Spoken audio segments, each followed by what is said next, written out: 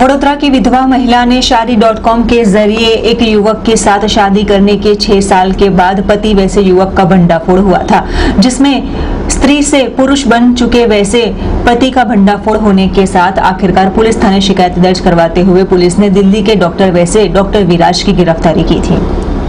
मिली जानकारी के आधार पर वडोदरा के ओपी रोड विस्तार में रहती वैसी महिला के पति का कार हादसे में मृत्यु होने के बाद पहले पति के जरिए हुई पुत्री के साथ वे दूसरी शादी करने के लिए शादी मेट्रो में लिए रजिस्ट्रेशन करवाया था।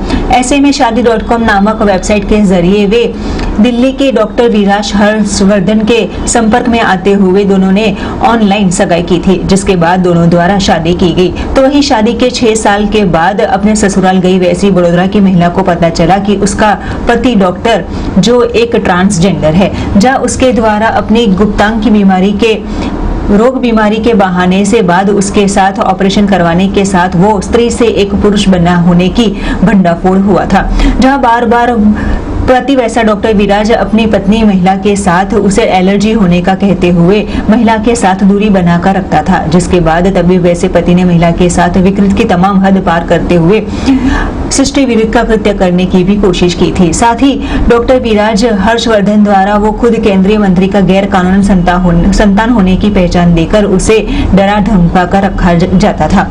ऐसे में स्त्री से पुरुष बन चुके वैसे पति के खिलाफ आखिरकार वडोदरा की विधवा महिला ने पुलिस थाने शिकायत दर्ज करवाते हुए पुलिस द्वारा दिल्ली के डॉक्टर विराज की गिरफ्तारी की गई, जहां आज मीडिया के समक्ष होते हुए डॉक्टर विराज ने अपनी तमाम सफाई दी गई थी, जिसमें महिला को पहले से ही हर एक बात की जानकारी होने का ये डॉक्टर विराज द्वारा कहा गया था। जहां फिलहाल पुलिस ने दोनों तरफ की शिकायत दर्ज करवाते हुए घनिष्ठ तहकीकात का दौर जारी किया है। ठीक है, लव कम अरेंज होने के बाद सारी चीजें पता होने के बाद आज वो 2022 में कहती हैं कि हमें कुछ पता नहीं था इसके बारे में। क्या शादी की बात कैसे हुई? सोशल साइट पे ही, लेकिन करवाया वो तो उसको बताया गया था ना, और ये भी बताया था मैंने कि 3 स्टेज इसमें अभी और भी है। 3 स्टेज उसमें और भी होती हैं, जिसको फैलोप्लास्टी कहते हैं, जिसको हम अपना मास्टेक्टोमी तो हमारी हो चुकी थी पहले ही। तो फैलोप्लास्टी के 3 स्टेज आते हैं, जिसमें आप पिनाइल एक रिजिड नेक्स के लिए भी डालते हैं, वो भी आप लोग को पता होगा, गूगल सर्च कर लीजिए। तो ये सारी चीजें उनको पता थी। उन्होंने कहा था हम इस हद तक आपसे अटैच है, मेरी बेटी भी आपसे अटैच है। मैंने उसको ऑफिशियली गोद लिया है। आज भैली में उनको मकान दे दिया मैंने। 2013 में शर्त थी कि आप शादी के पहले मुझे मकान दीजिए, और सगाई तोड़ दी गई थी। सोचिए, इतने समय का लंबा अंतराल, 9 साल का, और वो ये कहती है कि मेरे पति का शरीर ही नहीं पता। और उसके लिए उन्होंने हाल ही में हमारे कमरे में हम क्योंकि 1 साल से अलग अलग कमरे में सोते थे, उनको भी पता है कि मेरा बॉडी उतना अच्छा नहीं है। उन्होंने एक कैमरा लगाया मेरे कमरे के अंदर, उसकी फोटो निकाली। वो फोटोज लेकर उनके भाई 6 अप्रैल को इसी साल आए थे हमारे पास। आप कोई मंत्री के नहीं, ये कुछ एक ही सवाल है कि आप जन्मजात स्त्री थे या पुरुष थे? मैं जन्मजात फीमेल थी। उसके बाद मैंने अपना ट्रांसजेंडर कराया। मैं ट्रांजिशन हुआ ना, ये तो पीरियड लंबा। तो 7 से पहले ट्रांसजेंडर हो चुके थे? बिल्कुल हो चुके थे। पूरा दिखाया था पूरा। क्यों लगता है आपको कि वो ऐसा एक्सेप्ट कर रहे हैं? वो अब उनसे पूछिए वैसा क्यों कर रहे हैं। लगता है मैंने जो मकान दिया भैली में, उन्होंने कहा ये तुमने क्या सबूत है तुमने हमें दिया? तो हमने कहा आपको पैसा जो भेजे मेरे जो अकाउंट से गए, साउथ इंडियन बैंक से जो गए, वो मेरे अकाउंट से गए ना। वो लैंडलॉर्ड मुझे पहचानता है, जो मुझे कहता था कि आप मुझे शादी के पहले क्यों दे रहे हो, क्योंकि उनकी शर्त थी। उनके नाम से ऐसा कुछ 90 लाख का भाई साहब ये लोन नहीं है, ये हमारा उनका ज्वाइंट है, हाउसिंग लोन है हमारा। 1.5 करोड़ रुपए मैंने भरे हैं उसको, फिर 80 लाख का 90 लाख का लोन है वो। ठीक है, वो मेरे अकाउंट से उस अकाउंट में हर महीने ट्रांजेक्शन होती है। वो भी देखिए कि विराज ट्रांसफर करता है, वो नहीं देती है। एक सवाल सीधा, ये केंद्रीय मंत्री हर्षवर्धन से बिल्कुल कुछ लेना देना है आपका? मेरे माता पिता, मेरे फादर आई सर्जन है, और वो सऊदी अरेबिया 30 साल तक उन्होंने जॉब करी। उनको मेरे पापा सऊदी अरेबिया से, इनकी मदर, इनकी नानी, खुद रितु, इनकी बेटी बैठकर मेरे फादर मदर से पूरी वीडियो टॉक हुई थी, बात किया था। पापा ने वहीं से आशीर्वाद दिया था। इस समय नाउ इज पैरालाइज्ड और हैदराबाद में अगले साल पिछले साल ही वापस आए। आपके कोई ये व्यक्ति પણ આવીને કીધું કે હું મહિલા પુરુષ બની છું ને મારા વાઈફના તમામ જાણકારી હતી। 9 વર્ષ બાદ કેમ ફરિયાદ? શું ફરિયાદ મળી છે, શું કાર્યવાહી થઈ રહી?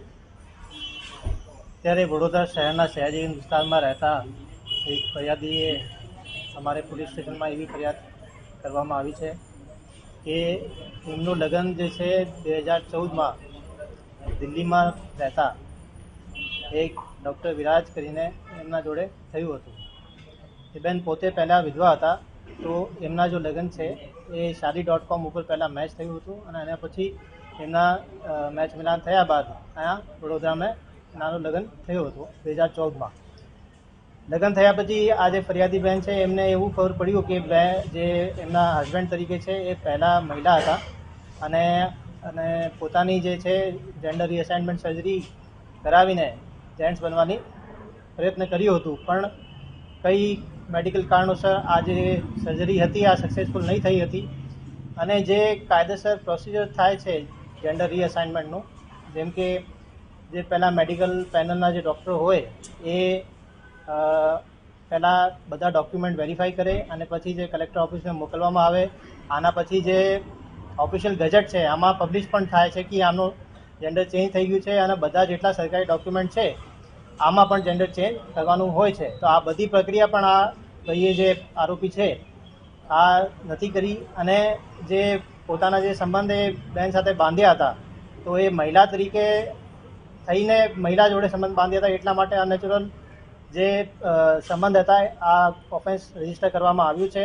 અને 2014માં જ્યારે બહેનને શાદી કરીને લગ્ન કરીને ત્યાં દિલ્હી લઈ ગયા હતા તો બહેનના નામે જે ફરિયાદી છે એમના નામે 90 લાખનું લોન જો છે બહેનના નામે લઈને દિલ્હીના કેપિટલ ગ્રીન DLF જે છે મોતીનગરમાં ત્યાં ફ્લેટ પણ લીધું હતું અને જે આરોપી છે કો એપ્લિકેન્ટ બની ગયા હતા અને જે હપ્તા હતા બધા એ બેન પાસે ચૂકવતા હતા. તો જે છે લગ્ન કરીને ખોટી રીતે જે લોન ઉપાડીને બેનના જોડે જ જે છે હપ્તા ભરાવાની જે કામ કર્યું હતું આમાં છેતરપિંડીના ફરિયાદ દાખલ થઈ હતી.